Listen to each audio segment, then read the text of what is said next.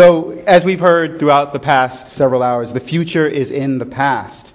Without being as forceful as to say with Solomon that there is nothing new under the sun, perhaps we can borrow the idea of the Sankofa bird in Yoruba mythology that goes back to its past before it can move forward.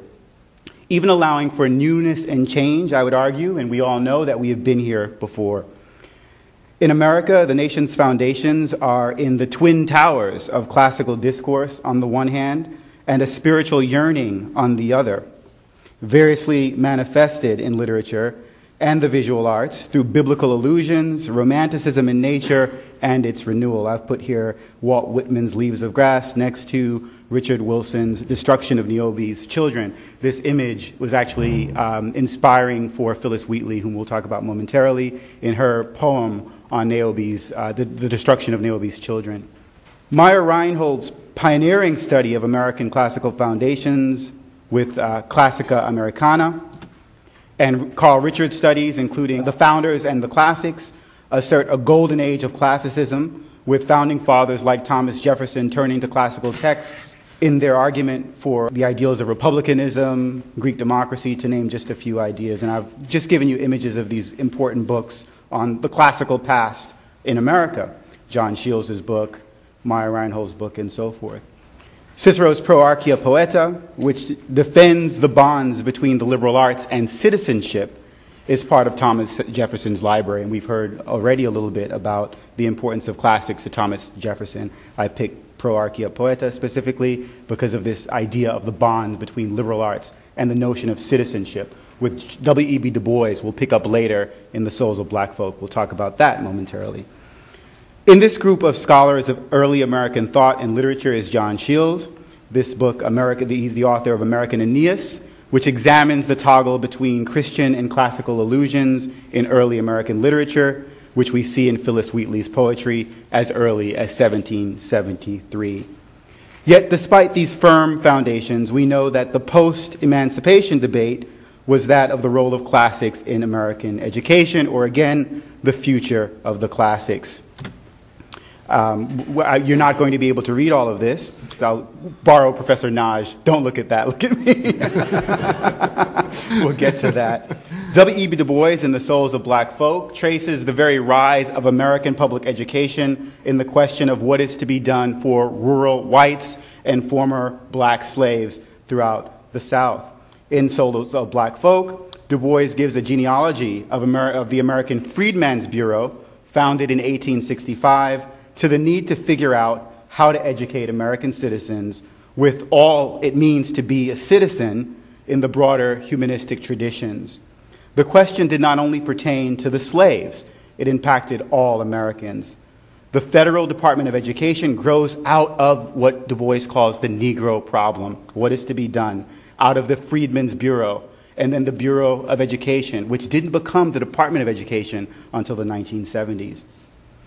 And if we think of the past, if we think the past is the past, just let's keep in mind the current state of education, of public education, at least in America, where we fail to graduate nationally 50% of our high school students.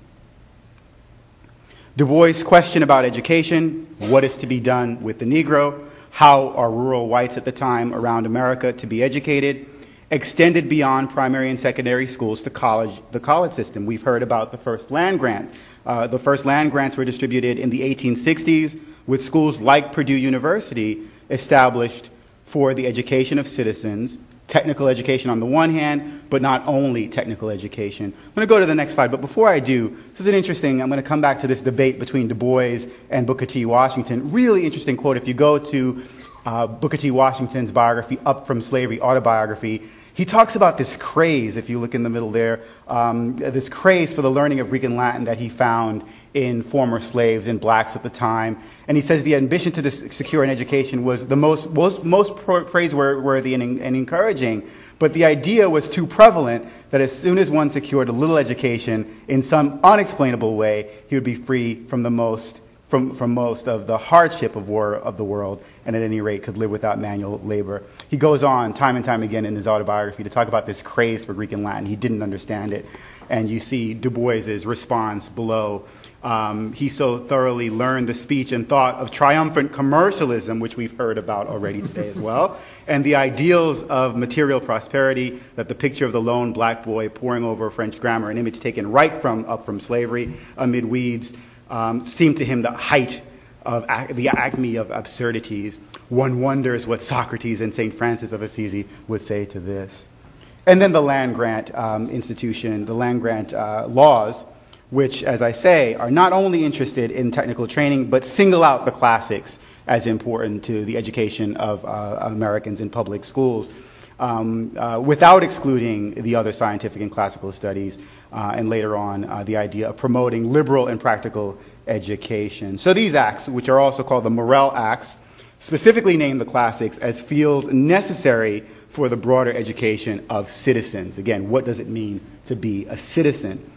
Of course, Du Bois's debate with Booker T. Washington, the former slave and educator, is well known. Washington argued that classical education was of no use to the former slave, who needed first and foremost to learn the basic skills to earn a living, to keep a budget, to provide for his family, and that's specifically at the time for many, his family. For Du Bois, again, the question of what is to be done means to be educated, to be able to dream beyond the present.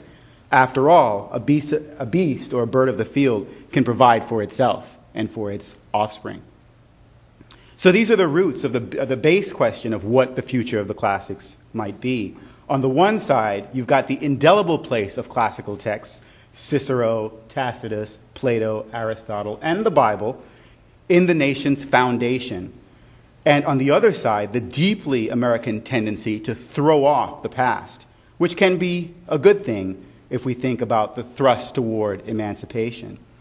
The bidirectional pull is also long-standing and hard to relax.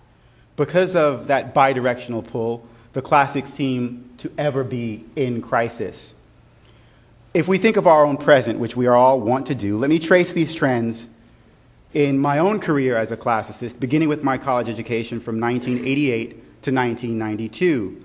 At Brooklyn College, and coming quite quickly to my current take, let's say, on classics. So from freshman year in college, I was being told that the classics were in crisis, right? This book, Classics as a Professional Discipline in Crisis, was published a year after I entered college. From the very start. Well, what was the crisis? Some of the issues at the time were the rise in multiculturalism, with students at schools like Columbia University going on hunger strikes in 1995, this was, to add curricula and faculty positions in African American studies, Asian American studies, and the like. They went on hunger strikes for days, in the sense that classics were passé and could not compete in this new environment. The challenge to the classics came with such assaults as Martin Burnell's Black Athena, which argued essentially that our foundations for the classics were a hoax. The Greeks themselves knew that their origins were Egyptian and African, and that it was only European scholars of the 18th and 19th century, Burnell argues, who deliberately and not so unconsciously orchestrated a cover-up and made Greece the point of origin. Well, classics absorbed these blows. Our best approach was a kind of a style of adapting to our opponent, taking on the style of our opponent. Ellison calls this, Ralph Ellison, the author I worked on, calls this changing the joke and slipping the yoke.